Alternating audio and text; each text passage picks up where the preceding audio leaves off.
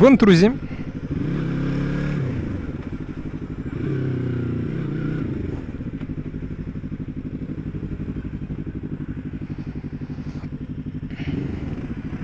Hep de bulanmalar var ya arkadaş. Yaktı bizi be bulanmalar.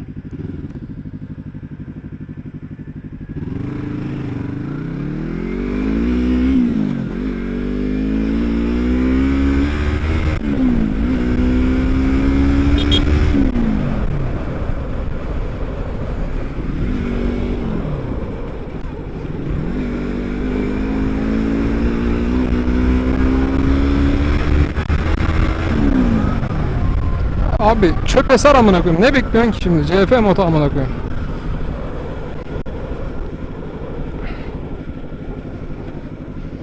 İşte adam böyle arkamızda kalır.